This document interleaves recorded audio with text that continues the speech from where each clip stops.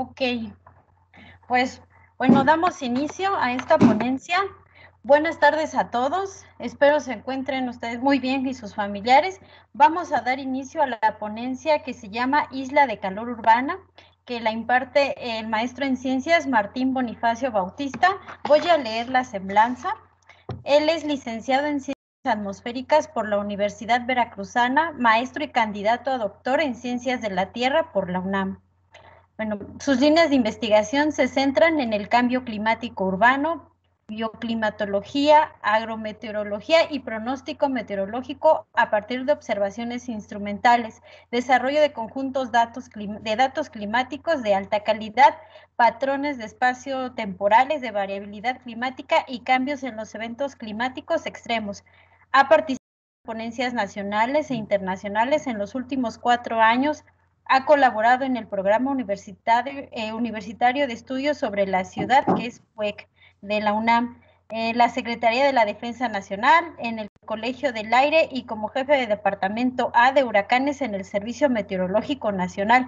Actualmente está concluyendo su doctorado con el proyecto Introspección y Parametrizaciones del Balance de Energía en la Ciudad de México, con énfasis en el almacenamiento de calor. Pues bienvenido al Instituto Tecnológico de Milpalta y pues adelante. Bueno, muchas gracias por la invitación y buenas tardes a todos. Lo que les voy a platicar hoy es parte de las investigaciones que estamos haciendo en el Instituto de Ecología, específicamente en el Laboratorio Interacción Planta-Atmósfera, donde hemos abordado problemas de impacto ambiental, tal es la isla de calor urbana.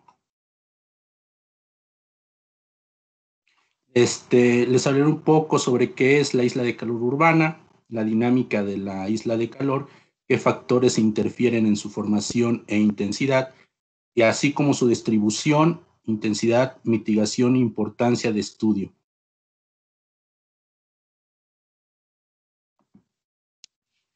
Las ciudades han experimentado un crecimiento desmedido y caótico, y como consecuencia han traído la necesidad de satisfacer una demanda adicional de bienes y servicios. Y muchos de nosotros lo hemos notado en todas las ciudades que vamos. Mientras haya una mayor densidad poblacional, mayor demanda de electricidad, de transporte público, de alimentos, entre otros. Estas concentraciones de las actividades antrópicas en las zonas urbanas y el fenómeno como isla de calor urbana resulta un factor insostenible que lleva un uso excesivo de energía para la refrigeración.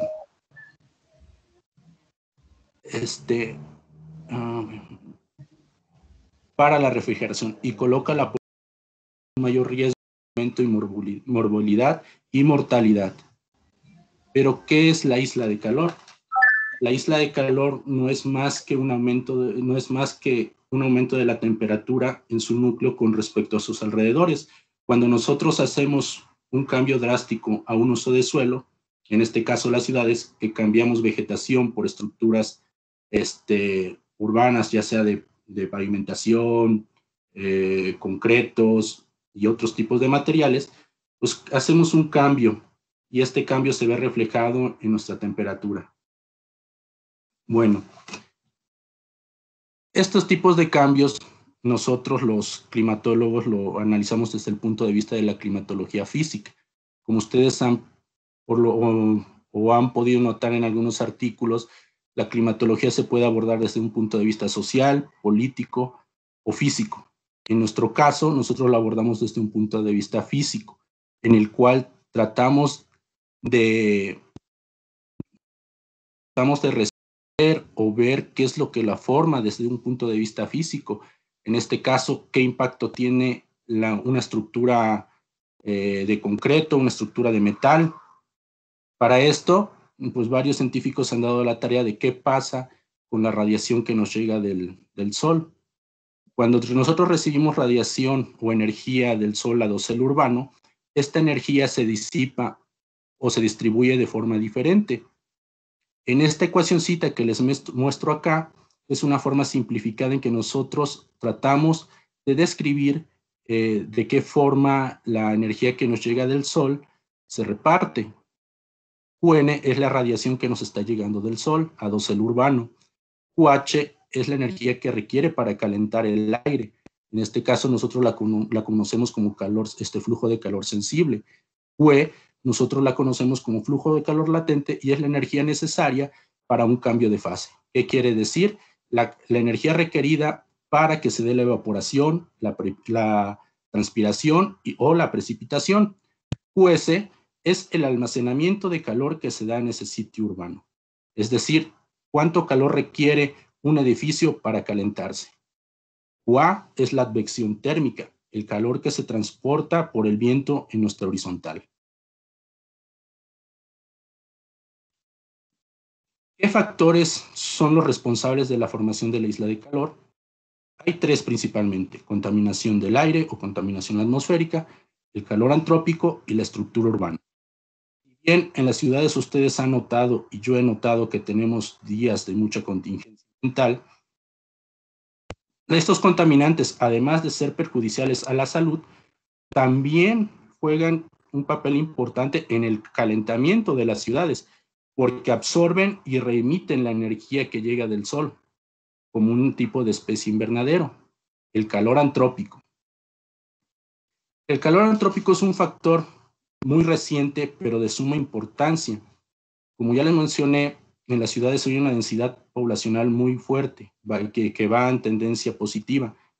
Todos requerimos de mayor transporte, mayor consumo de energía, y todas estas actividades, además de emitir contaminantes y hacer daños ecológicos en estos sitios, también liberamos calor. Cuando nosotros consumimos energía, nosotros usamos la energía eléctrica, además de los contaminantes, se libera calor. Cuando nosotros usamos el carro, liberamos calor. Cuando nosotros mismos estamos liberando calor. A este tipo de calor liberado nosotros lo llamamos como calor antrópico, y se empieza a tomar en cuenta porque empieza a ser significativo. ¿Qué quiero decir con esto? A la radiación o el calor que nos llega del sol a dosel urbano, le sumamos este calor antrópico que estamos generando. Nosotros lo conocemos como polución térmica o contaminación térmica. La otra es la estructura urbana. La impermeabilización de la superficie. Cuando nosotros modificamos ese sitio, cambiamos totalmente toda la dinámica y ciclos. Por ejemplo, el ciclo hidrológico.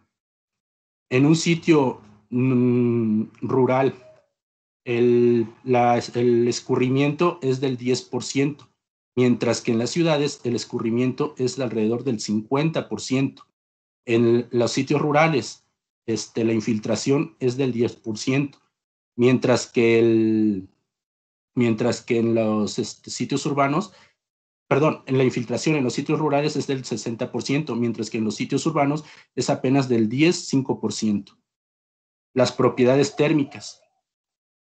En cada sitio urbano donde construimos es diferente. Ustedes pueden ver en la Merced, por ejemplo, hay edificios grandes, bloques de concreto muy, muy grandes, como de tipo piedra, mientras que en Nezahualcóyotl o Iztapalapa las zonas es más de hormigón, de tabique de hormigón. Estas propiedades térmicas también juegan un papel muy importante, porque la capacidad calorífica o el calor específico es diferente en cada tipo de material, ya sea que un edificio tenga más concreto o más cristal o más aluminio. Esto se va a calentar de forma diferente. La geometría urbana. La geometría urbana, si se construye sin hacer análisis climáticos, se puede hacer de forma errónea, ya que puede calentar o puede enfriar. ¿Por qué? Porque si con una geometría correcta o un ordenamiento correcto, podemos aprovechar el viento dominante a favor o en contra. Es decir, con el viento podemos calentar o enfriar dichas ciudades. Densidad del área de construcción. Hay sitios donde el área es más densamente urbana y otros menos, donde hay un poco más de vegetación o parques. Bueno, pues estos tres factores ayudan a que la isla de calor sea más intensa o menos intensa. En otras palabras, incrementan la temperatura urbana. Ok. Esto es lo que les decía del calentamiento de los diferentes materiales. Esta es una foto térmica que hicimos de laboratorio del ANSYS en la UNAM, a las 2 de la tarde en septiembre. Estas partes son cristales, si pueden, ojalá pueden observar, y son de las temperaturas más altas. Aquí es hasta 62 grados centígrados y aquí es hasta 20 grados centígrados. Va de 20 a 62. Esto es concreto, pueden ver la diferencia de temperaturas. Esto es vegetación, estas partes más frías. Y aquí pues podemos observar a simple vista la importancia que tiene la vegetación en los edificios, ¿no? Y por ende en los sitios urbanos, hacia allá vamos. Y pueden ver obviamente el contraste térmico de los materiales. A esto nosotros ya le hicimos un estudio de ver cómo se comportan los materiales a lo largo del día, cómo son sus pendientes, cómo se van calentando y enfriando, porque hay unos que se calientan más rápido, como el cristal, el aluminio, pero se enfrían de igual forma muy rápido, ¿no? A diferencia del concreto, que tiene un almacenamiento de calor mucho más grande. Es decir, que se puede calentar todo el día y durante la tarde tarda más en enfriarse, liberando toda esa energía durante la noche. Esta es para que observen también, la primera gráfica es el consumo de energía eléctrica por región. Aquí no es importante que veamos la ciudad, simplemente veamos el comportamiento de consumo, son gigawatts. Y pueden ver que en el 2015 ya pues es muy grande, ¿no? Igual en la Ciudad de México, el acumulado de automóviles también pueden ver que ha tenido un crecimiento bastante significativo. De igual forma para la ciudad, el crecimiento poblacional. Entonces, pues todo esto va abonando desde los diferentes factores que le he hablado: contaminación, calor antrópico y más construcción. Bueno, el calor antrópico es reciente, pero de suma importancia. La siguiente imagen son resultados de la emisión de calor antrópico aquí en la Ciudad de México. Lo hicimos con un modelo computacional que se corre en MATLAB, y entonces podemos obtener emisiones de calor antrópico. Las emisiones de calor antrópico que consideramos fueron el consumo de energía eléctrica en la ciudad, el uso vehicular y el metabolismo, es decir, la densidad poblacional en la Ciudad de México, a las 2 de la tarde y a las 7 de la noche. ¿Qué quiere decir acá? Que aquí en lo que es Gustavo Madero y Venustiano Carranza y Cuauhtémoc, en esta zona densamente urbana hay una emisión de calor antrópica bastante significativa. Aquí nos está indicando que anda alrededor de 80 y 90 watts. ¿Qué quiere decir esto? Que para el mes de enero nos llega, no sé, alrededor de 600 watts metro cuadrado de radiación solar. Y nosotros en ese mes le estamos aportando 90 watts más, es decir, 15 o 14% con respecto a la radiación neta, a nuestro sistema o a nuestra ciudad. Además de esa energía proveniente del sol, nosotros le estamos sumando todavía esta energía adicional.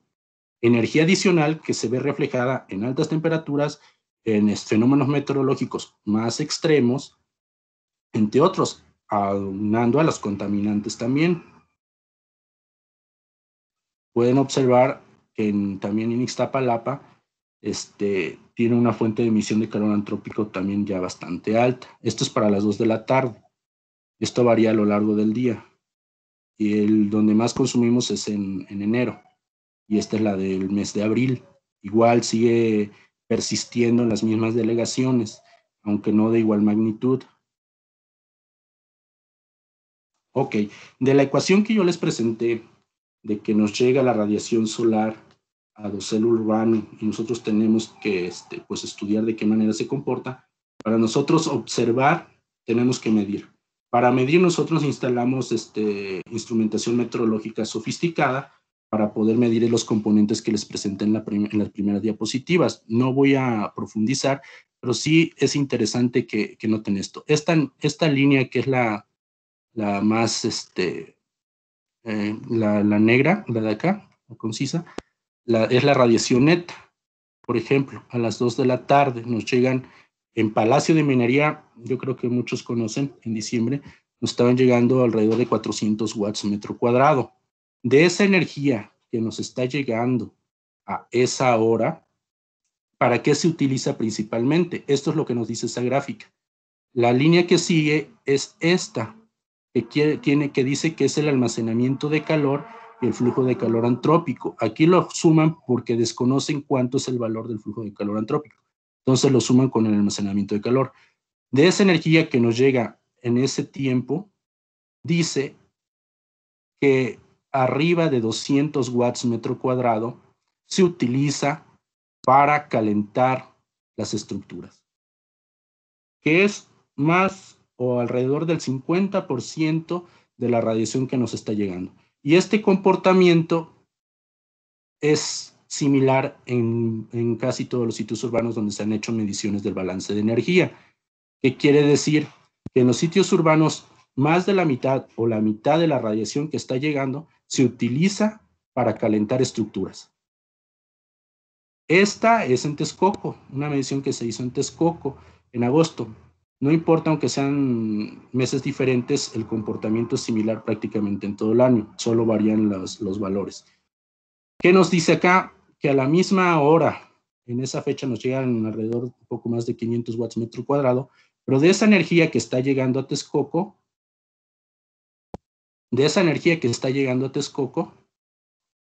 dice que más de 400 watts metro cuadrado se utilizan en este componente, que es el flujo de calor latente, la energía necesaria para llevar el cambio de fase. ¿Qué quiere decir? Que hay agua en el lugar, la energía se requiere o se utiliza para evaporar. Lo que quiere decir es que la energía que está llegando a ese sitio no se está utilizando para calentar estructuras, sino se está utilizando para evaporar. Y en consecuencia las temperaturas indudablemente aquí en Texcoco son mucho más bajas que en Palacio de Minería, porque aquí la energía se está utilizando para calentar edificios y aquí la energía se está utilizando para evaporar agua. Ok. Las primeras mediciones del balance de energía las hizo el doctor Ernesto Jáuregui Hostos desde el 70-80. Él es uno de los pioneros en clima urbano en la Ciudad de México y en el mundo. Este es uno de sus primeros mapas, que es muy viejito, la verdad, y no se ha reestructurado, pero esta es una imagen de la isla de calor en la Ciudad de México, el 13 de enero de 1997 a las 6 p.m. Pueden observar, que aquí no, a ustedes a lo mejor no ven, pero aquí hay una abreviación que dice Merced, para que se ubiquen. Aquí está la Merced, y aquí estas líneas se les conocen como isotermas, quiere decir líneas de igual temperatura. Esta isoterma es de 6 grados, la que está acá, donde está el 6, mientras que en los alrededores, por ejemplo acá, anda entre 2 y 1 grado. Quiere decir que este núcleo que es más cálido por 4 o 5 grados centígrados, dependiendo de donde se ubiquen, que el alrededor. Entonces se empieza a notar esta diferencia de temperaturas y empiezan a notar la presencia de este tipo de fenómenos ambientales, que ya para esas fechas ya estaba acuñado el término de isla de calor. Ok, las continuaciones aquí en Ciudad de México continúan, y en el 98, 99, un estudio de doctorado por parte de ya el doctor Juan Cervantes trató en recorrer la ciudad en un tipo autobús modificado, donde instalaron instrumentación meteorológica y recorrieron desde La Raza hasta un parque, el Parque San Fernando, que es hacia el sur, para ver cómo era el comportamiento de la temperatura a lo largo de la ciudad. Y pues los resultados simplemente evidenciaron lo que ya se estaba notando. Las altas temperaturas, por ejemplo en abril, de 98 a las 7 de la mañana, en lo que es Reforma, Glorieta e Insurgentes, y la baja temperatura en el Parque San Fernando, que es hacia el sur de la ciudad, que va desde 21 hasta 25 grados centígrados. Igual empieza a registrarse la intensidad de la isla de calor. La diferencia de temperatura de T urbana menos T rural es nuestra intensidad de la isla de calor. De igual forma lo hicieron para agosto y febrero. La máxima temperatura siguió registrando en Reforma y la Glorieta de Insurgentes mientras que las mínimas en lo que es los parques, ¿no? La UNAM ya ven que está bien cerca de la reserva y también su porcentaje de vegetación es muy alto. Ok, nosotros continuamos con la investigación y ahora pues viene la revolución de lo que es la computación informática y hacemos uso de los sistemas de información geográfica. Usamos los ArcGIS y la necesidad de ver cómo se distribuye la isla de calor urbana aquí en Ciudad de México. Estos mapas fue en colaboración con el PUEC, Programa Universitario de Estudios sobre la Ciudad, para ver cómo era el comportamiento de la isla de calor. Aquí, por ejemplo, es el promedio horario de las 6 de la mañana en enero y este es de las 2 de la tarde. Acá va de 6 grados centígrados a 11 grados centígrados. Se puede ver que las temperaturas más altas se observan donde está lo que es la delegación Gustavo Madero, Cuauhtémoc, y donde está lo que es ¿cómo se llama? La zona comercial, ¿no? De la Merced, el Hospital General. Y acá, a las 2 de la tarde del mismo mes de enero, pueden ver que la isla de calor se parte. Los núcleos ya no están muy definidos como las 6 de la mañana. Cuando nosotros analizamos la isla de calor, preferentemente lo hacemos en la mañana porque la variable viento juega un papel importante. Conforme va transcurriendo el día, el viento se va intensificando y es lo suficientemente fuerte como para romper esta isla de calor o esta burbuja térmica. Entonces, para ver realmente la configuración de la isla de calor, preferimos nosotros temprano porque el viento no tiene mucha influencia. De la misma forma lo hicimos para la temporada cálida, que en este caso es mayo. En la mañana se puede observar que la configuración de la isla de calor se mantiene, obviamente con mayor temperatura, y de igual forma a las 2 de la tarde se rompe por efectos del viento. Ok.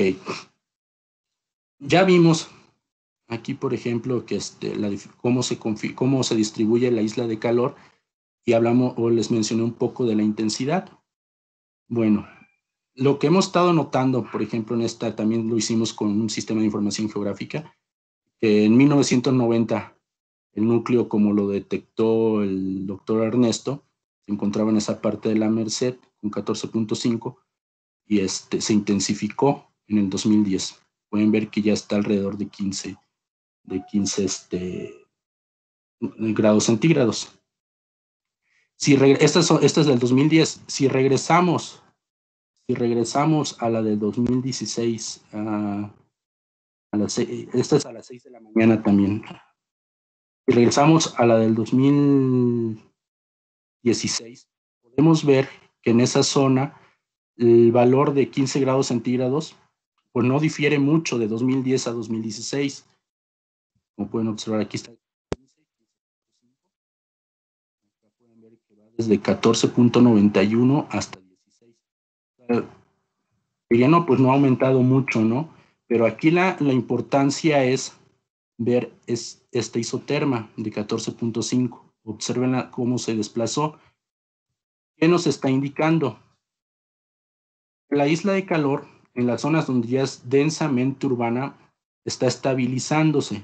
Quiere decir que la temperatura ya no va a cambiar drásticamente, pero la isoterma, por ejemplo, de 14.5, en este caso, que es la que analizamos en la Merced en 1990, se ha desplazado, como pueden ustedes observar, abarcando un mayor espacio.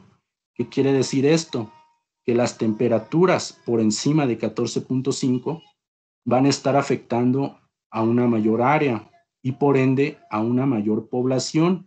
Nosotros analizamos cómo fue este desplazamiento de la isoterma y obtuvimos a través de distancia euclidiana y podemos observar que se estuvo desplazando del 90 al 2010 medio kilómetro al año, afectando toda esta zona, todo lo que es la Merced, Xalostop, Plateros, Cerro de la Estrella. Pueden observar cómo se modificó. Y para nosotros es importante esto, porque empezamos a entrar a la parte de cambio climático y bioclimatología, porque una parte, desde el punto de vista ambiental, está afectando y favoreciendo a más meteorológicos, pero por otro sitio hay una mayor población en riesgo por altas temperaturas y abonando a fenómenos también tales como las ondas de calor. ¿Qué les quiero decir con esto? Que desde el punto de vista espacial, la temperatura nos empieza a afectar desde un tiempo más prolongado. ¿A qué voy? Por ejemplo, analizamos un sitio rural que es Topo Chico, en Monterrey, Nuevo León, y la ciudad de Monterrey, para ver cómo era el sitio urbano con respecto al sitio rural. En este lado tenemos las horas y en este mes la temperatura promedio horario mensual. Pueden observar que en el sitio rural las temperaturas por encima de 35 grados centígrados. En esta parte, lo que es abril-mayo, la población está expuesta desde las 12 del día hasta las 4 de la tarde. Pero ¿qué pasa en el sitio urbano a esa misma hora y en esos mismos meses, abril-mayo? Vamos y pueden observar ustedes que desde las 12 y casi cerca a las 6 de la tarde, las temperaturas se mantienen por más tiempo, ¿no? En esos meses. Pero esto es visto desde una forma vertical. Pero si lo vemos también en toda la horizontal, en lo que es de acá a acá, pueden observar ustedes que es más prolongado las temperaturas altas durante más meses y más horas. Por ejemplo, en los meses julio y agosto, por ejemplo, julio, agosto, septiembre, pueden ver ustedes que aquí es como desde las 12 hasta las 4 o 6. Y acá fíjense cómo va desde las 10 hasta las 6 prácticamente. Quiere decir que las personas que viven en Monterrey en esos meses están más expuestas a esas altas temperaturas durante más horas y durante más meses. Ok, pero aquí surge, alguien tiene su micrófono, gracias. Aquí surge otra pregunta. Entonces, ¿la isla de calor o las modificaciones urbanas se comportan igual en todos los sitios? Y la respuesta es no. Aquí tenemos otra evidencia. Esta, por ejemplo, es Ciudad Juárez, Chihuahua, y esta es Amalayuca, una zona rural con respecto a su zona urbana. Ustedes pueden observar que el resultado es prácticamente lo mismo. ¿Qué es lo que quiere decir? Que este tipo de ciudades como Ciudad Juárez no es más vulnerable al cambio drástico urbano, más bien están más vulnerables al cambio climático global. Entonces tenemos que actuar y tomar medidas de forma diferente. Este mismo ejercicio lo hicimos para Ciudad de México, para Puebla, Mérida, entre otras. Y cada una responde de manera diferente. Por lo que si vamos a analizar Isla de Calor desde un punto de vista sustentable, un punto de vista bioclimático, un punto de vista bioarquitectónico, tenemos que estudiar cada ciudad. Ok. Observamos que cada una de estas ciudades está expuesta de forma diferente, más prolongada, diferentes horas, a ciertas altas temperaturas. Esto es para un análisis de cambio climático regional, pero también nos importa el punto de vista climático. Entonces, trasladamos esto a índices de confort. En este caso, nosotros en el laboratorio utilizamos un índice analítico que se llama PET, que es temperatura equivalente, pero también hay empíricos. Bueno, estos índices, esta temperatura que muestra acá no es la temperatura ambiental, no es la temperatura máxima ni mínima, sino más bien es el resultado, una temperatura fisiológica, como dice su nombre, que toma en cuenta la altura, el peso y la vestimenta de las personas. Entonces, con base a los resultados, nosotros lo ajustamos a una percepción térmica. Ahora, esta percepción térmica también nosotros la ajustamos por cada sitio. ¿Por qué? Porque no es lo mismo que una persona de Veracruz sienta frío con 25, 26, a una persona de la Ciudad de México que ya sienta frío hasta los 28, 29 o no sé. O sea, es diferente la adaptabilidad climática de cada una de las personas. Entonces, esta percepción térmica se debe de ajustar y también con base, con datos climatológicos, ¿no? Ok, de lo que les mostré, estas gráficas nosotros las trazamos en isotermas también, pero ya no con datos de una estación meteorológica, sino con el resultado de nuestro ajuste de percepción térmica de la ciudad, en este caso la Ciudad de México, específicamente en la Merced. ¿Y qué es lo que observamos con esto? Lo que observamos con esto es el estado de confort en el que se encuentran las personas en ese año. Por ejemplo, acá en lo que es abril, mayo, junio, julio, dice que están en ECM, que es estrés por calor moderado.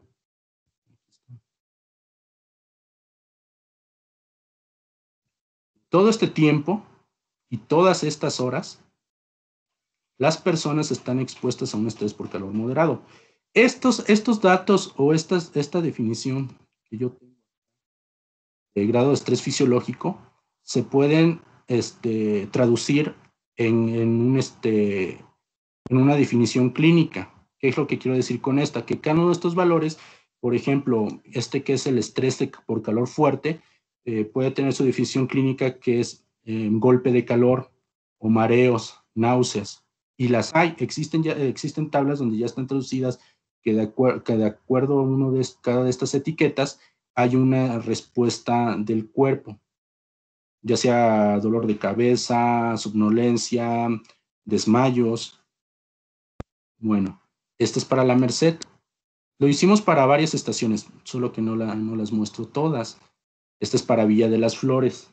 Pueden observar que en Villa de las Flores están mucho más tiempo, desde las 2 hasta las 4, durante 5 meses, 6 meses, en un estrés por calor fuerte. Entonces esto ya, cuando estamos en un estrés, pues súmele a todo, ¿no? Lo laboral, lo personal. En estas cuestiones de golpes de calor, dolores de cabeza, incluso en sus oficinas, en los lugares donde amas de casa, niños. Entonces todo esto es ajustable. Fíjense, bueno, y esto es considerado nada más en el espacio abierto de la ciudad. Y hace aproximadamente 7 años me tocó hacer y una de las líneas que analizamos fue la naranja, la de Barranco del Muerto. Y nos metíamos con el instrumental meteorológico. Y cuando nosotros medíamos la temperatura de ahí de los vagones, hubo valores de hasta de 50 grados centígrados. Entonces, eso, imagínense en el estrés por calor extremo ya que está sometida la población. Cuando salen afuera de la estación, el gradiente térmico, es decir, el cambio de temperatura, puede ser de hasta de 20 grados centígrados. Entonces, es un shock por calor. Entonces, por eso muchas personas se desmayan, muchas personas andan somnolientas o se sienten mal o con náuseas. Ok. Todo esto, ¿de qué importancia tiene estudiar la isla de calor? Ya hablamos de que hay un cambio drástico del uso de suelo en los sitios urbanos y cómo nosotros lo podemos ver o reflejar. Me voy a adelantar para que vean los cambios drásticos. Y ahorita, por ejemplo, el Instituto de Ecología, cómo su distribución de vegetación y edificación. En la UNAM, ahí en Pedregal, en la reserva de Pedregal. Este es Pedregal. Pueden ver cómo está distribuido las casitas, porque y la vegetación. Esta es como más o menos, o tendría que ser, es como el camino para un ordenamiento urbano bueno, o como el debería ser.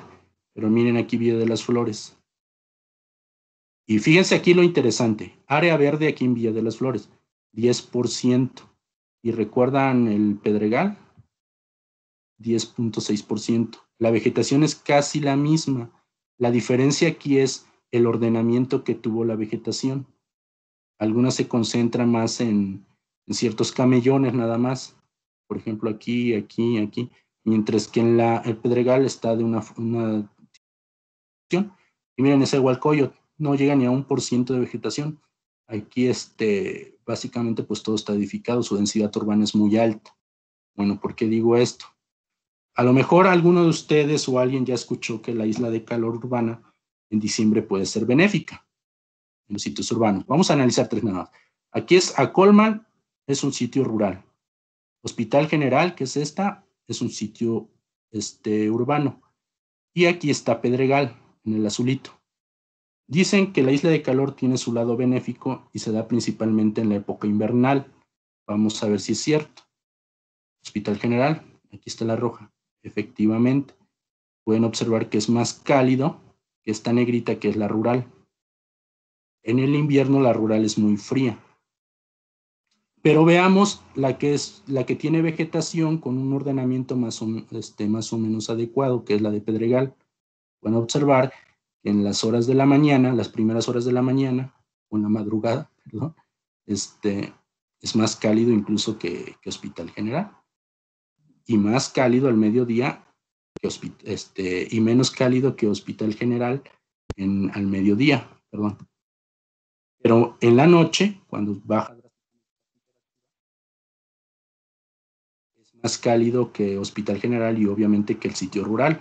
Quiere decir esto que la vegetación está regulando de forma adecuada la temperatura, en este caso. ¿Qué pasa en abril cuando la isla de calor es más intensa y que ya no aguantamos el calor y nos sofocamos? Veamos cómo es el comportamiento de Hospital General, la zona urbana. Vemos que va calentándose, calentándose y después del mediodía es muy caliente con respecto a lo que es Pedregal y la zona rural. ¿Qué pasa con la zona rural? En las mañanas es más fría y al mediodía pues es intermedio, ¿no? Entre la zona urbana y el Pedregal. Pero miren Pedregal, qué bonito. No es ni tan fría, pero tampoco tan caliente con respecto a esos dos sitios que estamos analizando. Y al mediodía y en la hora máxima de la temperatura, cuando pues mucho nos sofocamos, es mucho más fría que la zona urbana y la zona rural.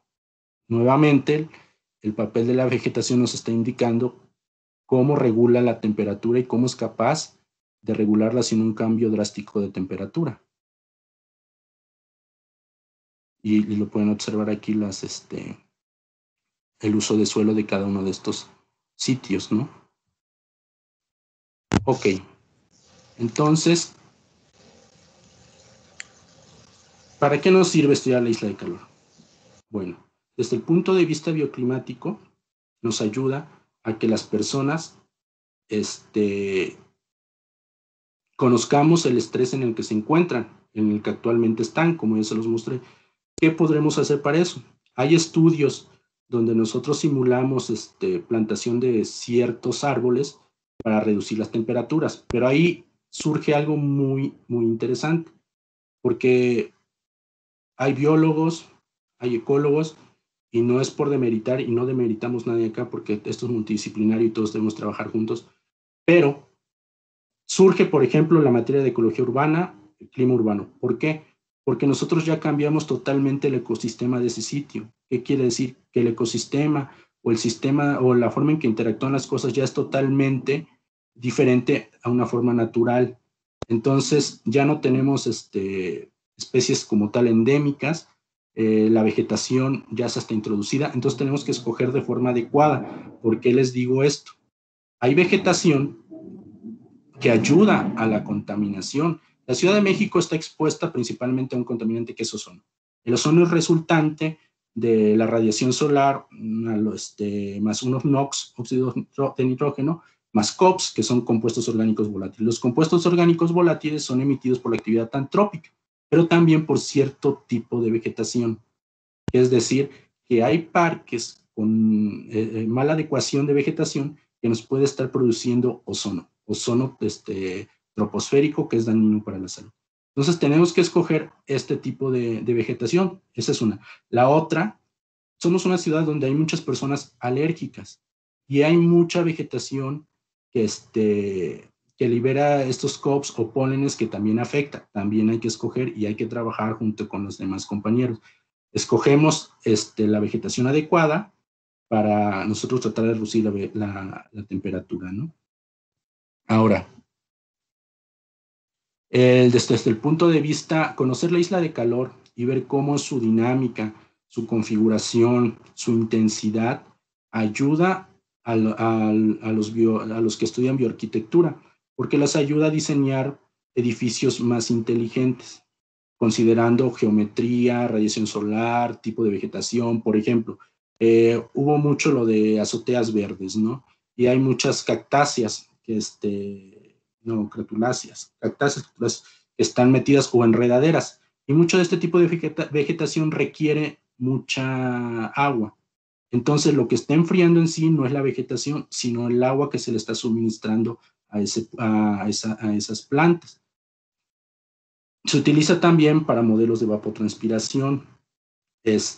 Otra, por ejemplo, si metemos, ya ven que estuvo lo de el señor Miguel Ángel Quevedo, que introdujo eucaliptos, porque los eucaliptos crecen muy rápido, pero los eucaliptos, por lo mismo, crecen muy rápido, se caen rápidamente, pero además son de los mayores emisores de compuestos orgánicos volátiles, es decir, que suman mucho a las personas alérgicas y además suman mucho a la generación de ozono troposférico. Ahora, también conocer la dinámica de isla de calor ayuda a lo que es la parte de modelos de puntos. Acciones de planeación urbana que permiten control y mitigación de este fenómeno. Mejora de las condiciones de uso de suelo, indudablemente. Determinar el origen de fenómenos climáticos urbanos. Mejorar las condiciones de vida de las personas que habitan la ciudad y mejorar los modelos de pronóstico meteorológico en las ciudades. Por ejemplo, en 2003, cuando hablamos ahorita de las ondas de calor, tomó mucha relevancia porque en Europa hubo una onda de calor que marcó la vida académica de todos, la vida de las personas en sitios urbanos. En lo que es Italia, España, Portugal, hubo más o alrededor de 30,000 muertos por una onda de calor, principalmente niños y ancianos. En Ciudad de México no hay, y en muchas ciudades de Latinoamérica y del mundo, no hay como un registro de cuántas personas están muriendo por ondas de calor o enfermedades asociadas al calor.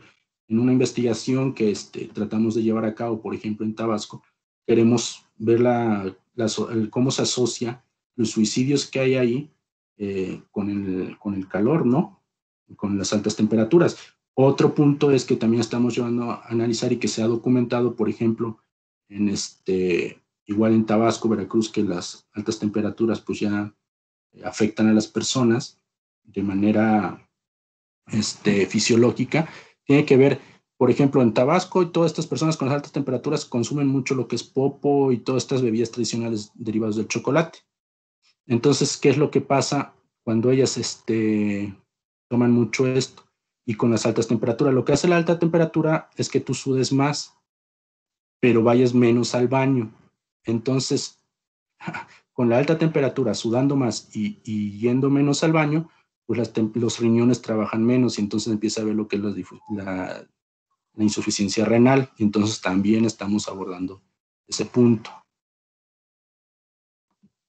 Bueno, pues muchas gracias por su atención. Espero les haya gustado.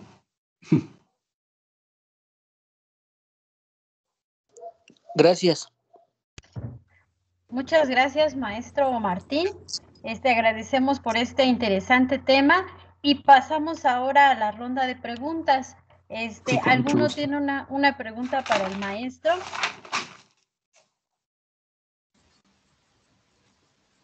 Yo tengo una. Lo escucho. ¿Quiere decir que con todas estas investigaciones que se han hecho, influye mucho con la escasez de agua, por así decirse? Por ejemplo, como por así decirlo, en la zona de Iztapalapa Ajá. hay poco, bueno, les llega poca agua, por así decirse. Y no sé si tenga que ver con esto del calentamiento excesivo que tiene esa zona por las estructuras. Eh, ayuda un poco, pero no es totalmente la responsable, o sea, es un conjunto de todo. La escasez de agua tiene que ver con el cambio climático global y es una escala más grande. ¿Por qué? Porque ahí metes deforestación, metes deforestación, cambio de uso de suelo regional, estatal, esta nacional, ¿no? Entonces modificas todo el balance hídrico, pero en los sitios urbanos tampoco ayudan a alimentar estos mantos hídricos. Entonces, es un factor que favorece a la falta de agua. Además, sometemos a un estrés hídrico estos cuerpos de agua. ¿Por qué? Porque la población es mucho más, la densidad poblacional va aumentando, como vistes en una de las gráficas que les presenté. Entonces, la demanda por agua es más alta. Entonces, este estrés pues, se ve reflejado en la escasez de agua. Es un factor, sí. Los sitios urbanos son un factor, pero para la escasez que sufren las ciudades, hay otros factores como lo que es la deforestación, que principalmente porque pues, las coberturas boscosas son las responsables en este balance hídrico y de ellas dependemos, la parte de la criósfera, lo que es los volcanes también, y también están sufriendo repercusión. Ahí nosotros hacemos otro tipo de estudios que son los análisis climáticos. No sé si más o menos. Sí, sí, sí. De hecho, sí, sí me quedó. Gracias. No a ti. ¿Alguna otra pregunta?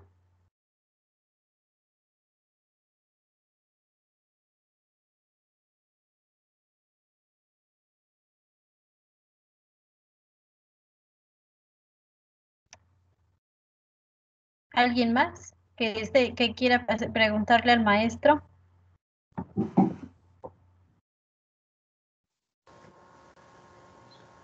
Yo quiero preguntar algo. Sí. Sí, adelante. Disculpe, ¿cuánto se tardó en realizar este tipo de investigación? Es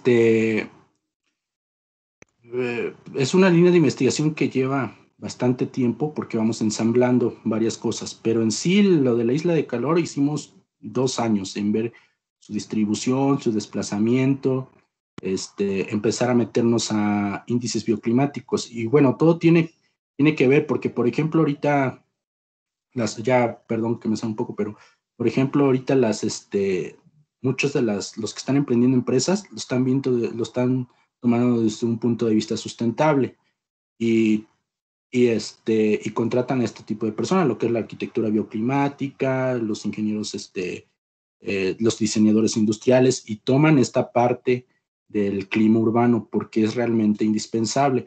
Por eso no puedo decir en cierta forma qué tanto tiempo llevamos, pero pues de la isla de calor, 2 años en generando los mapas, ¿no? De ahí tenemos que analizar mucho más cosas. Por ejemplo, les hablé del almacenamiento de calor. Ya vamos 4 años generando una ecuacioncita que nos permita comprender cómo es el almacenamiento de calor en los diferentes materiales aquí en la Ciudad de México. Y estas ecuacioncitas o estos resultados se van a poder meter a modelos computacionales que van a mejorar, 1, pronóstico meteorológico, 2, diseño de edificios más inteligentes, porque van a poder simular con la radiación que llega del sol cuánta de esa energía se está almacenando ahí y qué tanto va a calentar ese edificio y qué tanto se va a aprovechar o qué tanto se va a desperdiciar o de qué manera el diseñador lo va a poder eficientizar más o aprovechar.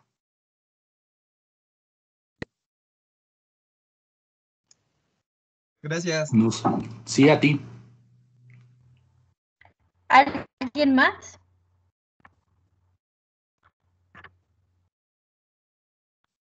Yo, maestra. Sí, adelante.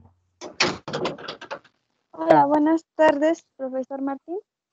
Buenas Mi tardes. pregunta sería si la isla de calor disminuiría si hubiera más árboles en las ciudades. Sí, y es una buena pregunta, qué bueno que lo haces. Uno de los estudios que está llevando el doctor Víctor Luis Barradas, que es el responsable del laboratorio, es precisamente modelar cómo se comportaría la temperatura con ciertos tipos de árboles. Los árboles, nosotros apostamos por los árboles porque una, es la forma natural, dos, son muy baratos.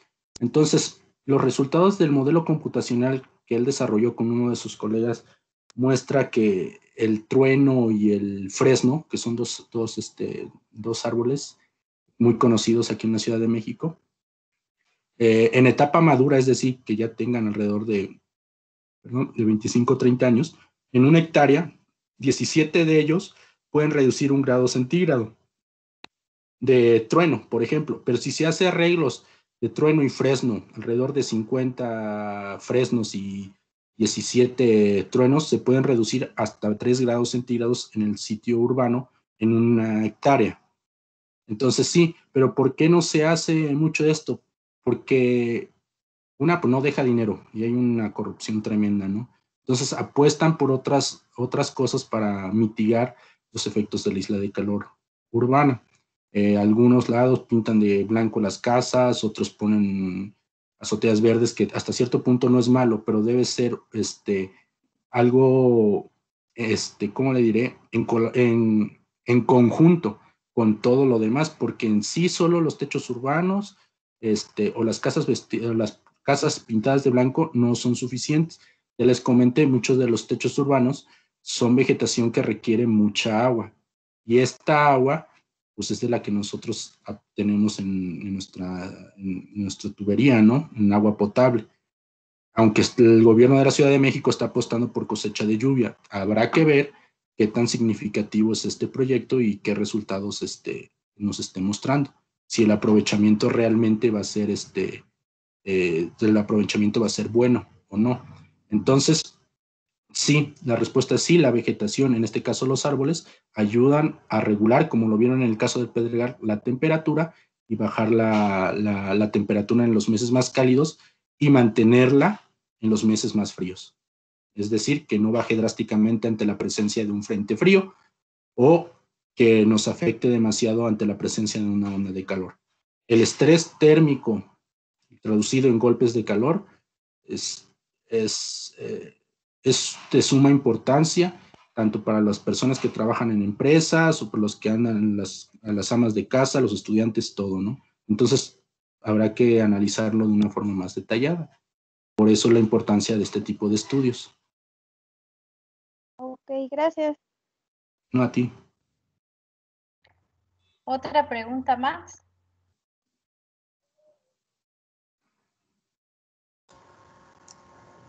Yo tengo una pregunta. Sí, adelante. Aparte del Adelante. fresno y del otro árbol que se me olvidó su nombre, ¿pueden haber otros árboles que tengan un buen beneficio y que tenga, bueno, que también den estética a lo que sería nuestra ciudad? Lo otro que se está estudiando es liquidámbar. También ayuda a reducir la temperatura. Lo que no se está metiendo lo que es eucalipto o algunos tipos de pinos.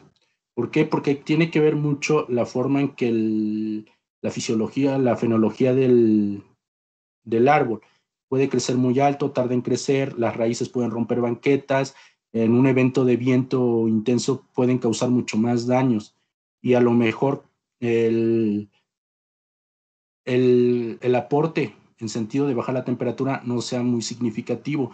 Y como les comenté, en el caso de los pinos y de los eucaliptos, son árboles que liberan muchos compuestos orgánicos volátiles, y desde el punto de vista de salud, abonan a que las personas que sufran asma o cierto tipo de alergias se enfermen mucho más seguido, ¿no? Y bueno, y un caso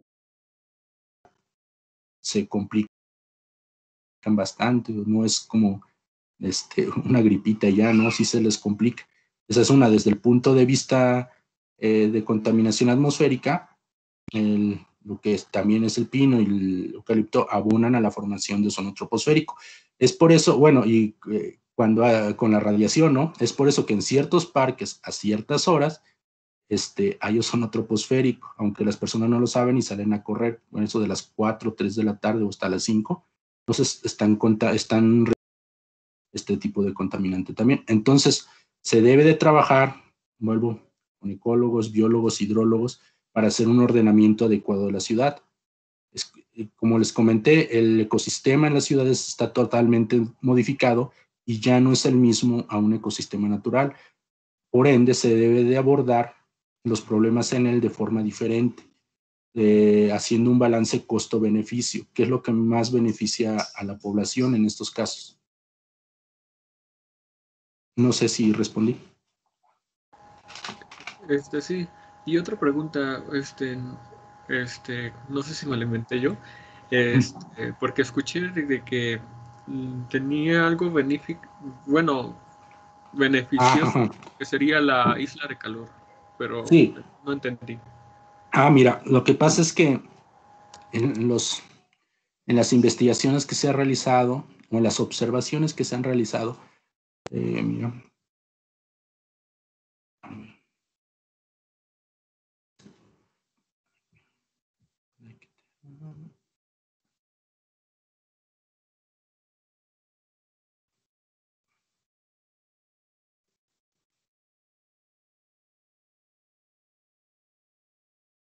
las observaciones que se han realizado, y no solo en el caso de la Ciudad de México, en otras ciudades, en Europa, en Estados Unidos, que en la época invernal, por la forma y la estructura y los materiales inmersos en los sitios urbanos, la isla de calor en invierno hace que los sitios urbanos sean más cálidos. Entonces, cuando viene el paso de un frente frío, pues en la ciudad no sentimos drásticamente este descenso como en los sitios rurales. Aquí lo puedes observar. Hospital General es una zona densamente urbana, que es la roja. Puedes ver que es más cálida que el sitio rural, que en este caso es Acolman.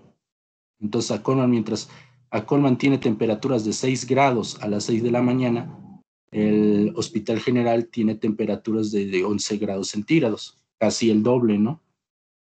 Entonces, por eso se dice que en temporada invernal la isla de calor es beneficiosa o tiene un sentido positivo para la población, que pues hace que sintamos menos frío.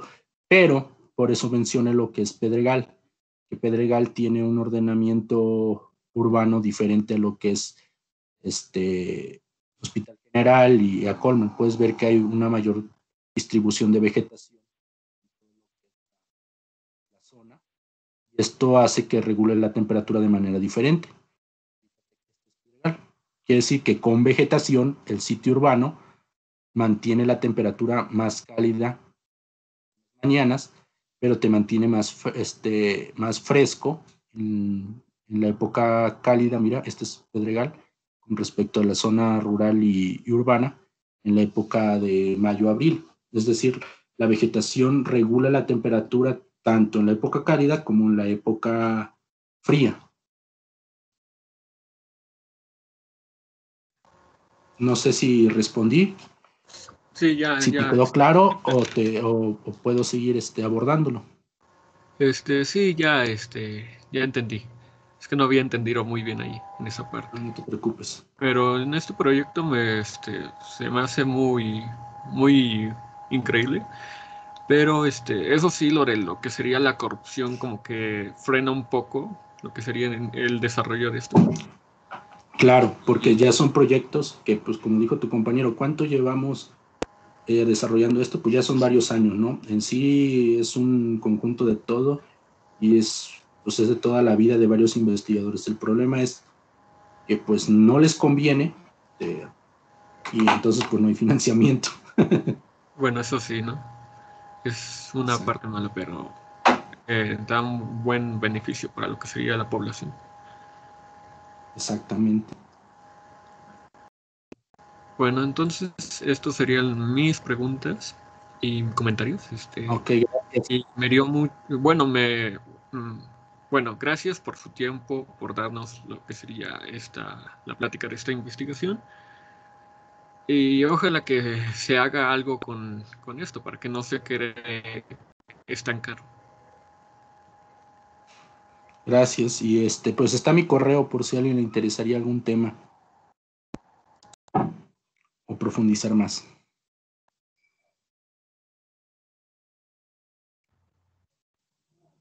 Muchas gracias por su participación. ¿Alguna pregunta más?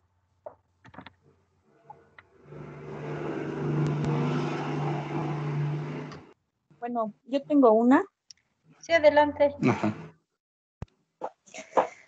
Bueno, no alcancé a escuchar aparte del principio, pero bueno, cuando mencionabas o ponías la parte de los horarios de cuando se daba la isla de calor, mencionaste que en la tarde, como a las 2 de la tarde, se rompía un poco la isla de calor por el efecto del viento.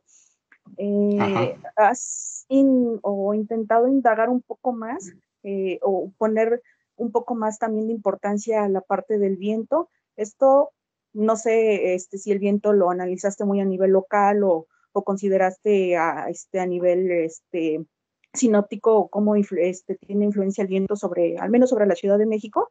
Y poder decir, bueno, ¿sabes qué? Sí, a las 2 de la tarde el viento rompe la isla de calor, pero resulta ser que nada más es por 1 hora o por 2 horas, o el viento viene en tal dirección y al final de cuentas, la isla de calor o el calor que se está generando en un lugar me lo está transportando hacia otra parte de la ciudad, o situaciones de ese tipo, y que incluso lo podrías llevar al plano de la vegetación. Voy a poner vegetación o voy a tener vegetación en cierto lugar, pero si el viento va a tener una cierta influencia, ¿has considerado de alguna manera ese punto adicional a manejar el aspecto de la temperatura? Sí, mira, el análisis del viento sí se ha hecho. La intensidad del viento promedios de 5 metros sobre segundo no es mucho, pero sí tiene la intensidad como para romper la isla de calor. Bueno, este viento se da no solo por viento dominante, empieza lo que es le conocen como brisa urbana, es decir, empieza una circulación, convergencia, divergencia, y empieza a transportar este tipo de advección cálida. Y ahí entramos al punto de la advección, si hay un transporte de energía, si se considera, pero no es suficiente para los modelos, o hasta donde yo tengo entendido, no es suficiente como para incluirlo a ciertos tipos de modelos le llamamos parques modulares. Pero en el viento, para la advección cálida, sí toma importancia en modelos como de pronóstico meteorológico. En este caso, también se mide y ya se ha hecho mediciones de esta advección, porque finalmente es advección, el transporte de calor en estas zonas, para alimentar a los modelos. De cómo lo analizamos, pues a través de ecuaciones de movimiento. En mi caso no las he realizado porque no lo he requerido, pero sí hay colegas que sí lo han requerido y lo han introducido para la formación de tormentas severas en el sitio, para el desplazamiento de la advección y ver cómo es el transporte de calor, transporte de contaminantes y todo este tipo de cosas. Si tú gustas, también te puedo compartir este tipo de información para que profundicemos en el tema y lo analicemos. Sí, me parece bastante aceptable poder ahondar un poco más en esto. Sí, porque ya es entramos a otro campo, ¿no? En el campo de parametrizaciones de las ecuaciones. Porque sí, en sí, el papel del viento juega un papel muy importante en lo que es las ecuaciones de movimiento, de convergencias, divergencias. Pero en este caso, lo que es la distribución o análisis de la isla de calor, simplemente lo que nos está indicando, pues es que, y ya está comprobado que por esta interacción del viento o por este tipo de circulaciones, hay una ruptura de la isla de calor que nos está mostrando. Pero por eso dije, nos basamos en la de las 6 de la mañana, porque a nosotros lo que nos interesa es ver cómo es el comportamiento real de la temperatura en estos sitios urbanos. Nos quitamos de esta, porque no es que no nos interese, pero no es prioritario ver cómo es esta configuración o cómo es esta iteración de las variables meteorológicas y la introducción del calor para la formación de otros fenómenos. Entonces nos quedamos con esta, analizamos lo que es la configuración de la isla de calor para analizar desde el punto de vista del cambio climático local y de la bioclimatología. Afortunadamente, el viento no es tan intenso en la Ciudad de México. Sí, hay turbulencia que puede llegar a ser significativa, pero no es persistente del año, o sea, no es que esté presente en todas las horas. Es esporádico. No sé si me explico.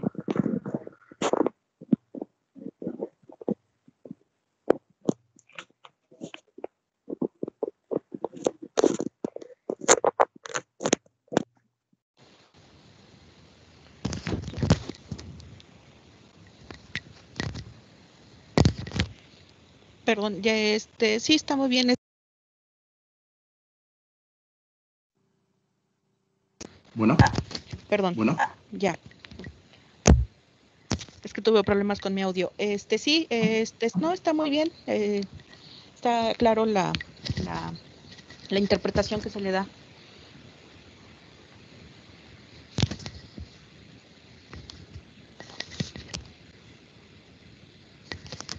Bueno, pues muchas gracias. Bueno,